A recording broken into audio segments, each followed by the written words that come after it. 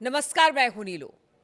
तो ईरान ने एक ऐसा हथियार बना लिया है जिससे इजराइल और अमेरिका काफी ज्यादा परेशान है। किस तरह का यह हथियार है, किस तरह से यह हथियार काम करेगा और अमेरिका और इजराइल के लिए किस तरह से यह चिंता का सबब बनेगा, बातचीत करने के लिए मयंक मेरे साथ जुड़ गए हैं।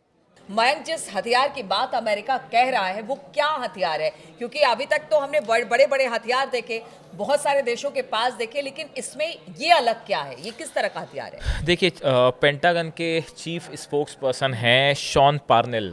इन्होंने एक प्रेस कॉन्फ्रेंस के दौरान ये बात कही है कि Iran is developing plasma weapon technology. अच्छा। अब हम जिस चीज़ की बात कर रहे हैं इसकी बात पहले कभी नहीं हुई है। हम पहली बार ईरान को लेकर इसकी चर्चा कर रहे हैं। देखिए, ये पेंटागन के जो चीफ स्पोक्स पर्सन हैं शॉन पार्नेल, इन्होंने कहा है कि ईरान जो है वो प्लाज्मा वेपन टेक्नोलॉजी बना रहा है। और उन्होंने आगे कहा, we do not rule out the existence of such technology. देखिए, ये अब हमको ये समझना होगा कि सबसे पहली बात कि ये प्लाज्मा वेपन टेक्नोलॉजी है क्या और इससे बने हथियार कितने खतरनाक हो सकते हैं। ऐसा कहा जा रहा है कि ईरान जो है उसने पिछले 5 सालों से इस प्लाज्मा वेपन टेक्नोलॉजी पे काम करना शुरू कर दिया था। खामेनेई ने इस पे काम करना शुरू कर दिया था और अब ईरान बहुत करीब पहुंच गया है इस वेपन को बनाने में। और अगर ऐसा हो जाता है तो ये अमेरिका और इजराइल के लिए एक बड़े सदमे से कम नहीं है। ये बेहद खतरनाक वेपन होता है और इससे आप ये कहिए कि बहुत बड़े पैमाने पर तबाही मचा सकती है और ईरान इसके बाद निश्चित रूप से एक सुपर पावर के रूप में ईरान की गिनती होने लगेगी अगर हथियारों की बात होगी तो। देखिए, मैं आपको पहले सरल शब्दों में समझाऊं कि प्लाज्मा वेपन टेक्नोलॉजी है क्या। हाँ, बिल्कुल। देखिए, जैसे आपके पास एक बर्फ का टुकड़ा है ना, उसको आपने गर्म किया, पानी बन जाएगा।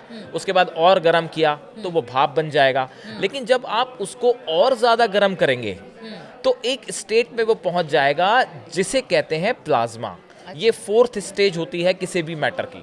जैसे आपने अगर फ्लोरेसेंट जो कलरफुल लाइट्स होती हैं, फ्लोरेसेंट लाइट का जो कलर है वो देखा हो, या आपने इमेजेस में कभी सूर्य को देखा हो, उसके आसपास अगर आपने कभी वीडियो में देखा हो तो किस तरह की चीज़ दिखाई देती है, ये होती है प्लाज्मा।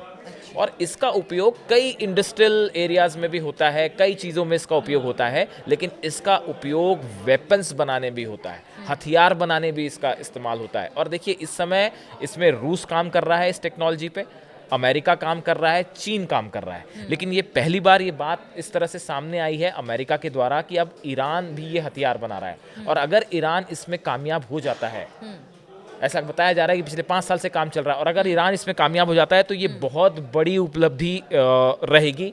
देखिए, ईरान की जो atomic energy organisation of Iran है, इसके जो चीफ हैं मोहम्मद असलामी, उन्होंने ये कहा था अभी हाल ही में कि हमने इस टेक्नोलॉजी का सफलतापूर्वक इस्तेमाल किया है उद्योगों के लिए, इंडस्ट्रियल वर्क के लिए। यानी ईरान ने कुछ हद तक इसमें सफलता तो प्राप्त कर ही ली है। अच्छा। जो इंडस्ट्रियल यूज़ के लिए जो इस्तेमाल हो रही है, वैसे ही इसका इस्तेमाल मेडिसिन में, स्टरलाइजेशन में और मैन्युफैक्चरिंग में, कई चीज़ों में इसका इस्तेमाल होता है। अब देखिए, ईरान में 2 जगह है, 2 यूनिवर्सिटीज़ हैं जहाँ पे 2 केंद्र हैं जहाँ पे इस पे काम हो रहा था। एक है मलक अशटर यूनिवर्सिटी ऑफ टेक्नोलॉजी और दूसरा है the Iran space research centre. ये 2 जगह इस प्लाज्मा टेक्नोलॉजी के ऊपर काम चल रहा था, पिछले 5 सालों से काम चल रहा था। और अब जो है ऐसा बताया जा रहा है कि देखिए, अमेरिका का कहना ऐसा है, जो उनके स्पोक्स पर्सन हैं शॉन पार्नेल, उनका कहना है कि हमारे पास अभी इसका कोई सबूत नहीं है।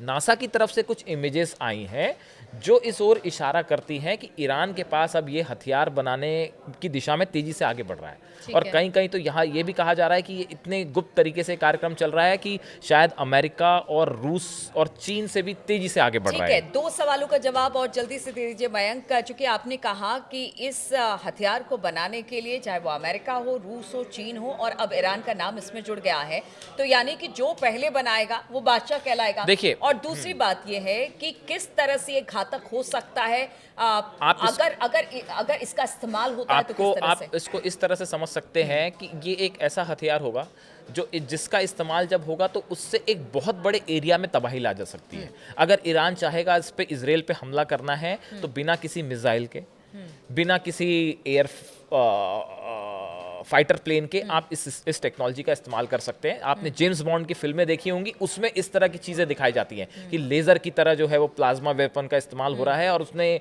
बहुत बड़े एरिया में जो है वो आग लग जाती है या बड़ी तबाही आ जाती है। तो ये टेक्नोलॉजी देखिए, अमेरिका इस पे काम कर रहा है, US defence advance research project agency जो है वो इस पे काफ़ी समय से काम कर रही है।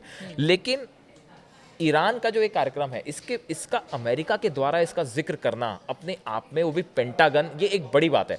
या तो एक ये मेंटल वॉरफेयर भी हो सकता है कि आप ईरान के ऊपर और सैंक्शंस लगाना चाहते हैं, हाँ। ईरान के खिलाफ माहौल बनाना चाहते हैं, इसलिए ये बात कही गई अमेरिका के द्वारा। हाँ। और या फिर वाकई देखिए, काम तो ईरान पे इस पे हो रहा है और ये बात ईरान भी समझ रहा है, खामेनी भी समझ रहा है कि भाई आगे कहीं हम पे हमला ना हो जाए, हमारा हाल इराक मिडिल ईस्ट जैसा के ना हो हालात को जाए, देखते हुए, ऐसे में अपनी सुरक्षा का इंतजाम करना जरूरी है। हाँ।